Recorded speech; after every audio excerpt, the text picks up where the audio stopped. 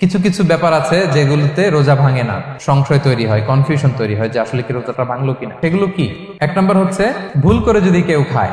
দুই নম্বর হচ্ছে এটা বিবাহিতদের জন্য, বিবাহিতরা ফিজিক্যাল ইন্টারকোর্স যদি করে দেহ থেকে সিমেন আউট হলে রোজা ভেঙে যায়, কিন্তু স্বাভাবিক মেলামেশার সাথে রোজা ভাঙে না। তিন নম্বর ওয়েট ড্রিম, বাংলায় বলে স্বপ্ন দোষ।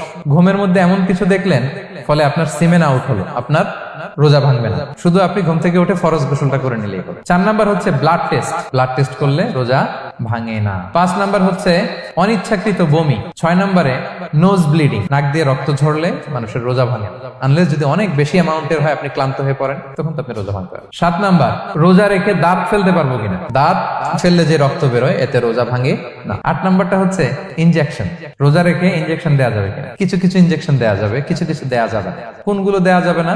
এনার্জেটিক ইনজেকশন দেওয়া যাবে না, যে ইনজেকশনে ফুড সাপ্লিমেন্টারি আছে, যেটার মধ্যে নিউট্রিশন ভ্যালু আছে, এই ইনজেকশন গুলো দেওয়া যাবে না। কিন্তু পেইন কিলার যে ইনজেকশন গুলো আছে এটা দিতে পারবেন, অ্যান্টিবায়োটিক ইনজেকশন দিতে পারবেন, অ্যানেস্থেটিক ইনজেকশন দিতে পারবেন, এই জাতীয় মেডিকেশন ইনজেকশন গুলো দিতে পারবেন। নয় নম্বরে কিছু কমন ব্যাপার আছে, এর মধ্যে এক নম্বর হচ্ছে টুথপেস্ট। রোজা রেখে টুথপেস্ট দিয়ে ব্রাশ করা যাবে কিনা? যাবে, কিন্তু না করাই ভালো। আই ড্রপ দেওয়া যাবে। এরপরে ডায়াবেটিক পেশেন্ট যারা আছে তারা ইনসুলিন দিতে পারবেন, এত রোজা ভাঙে।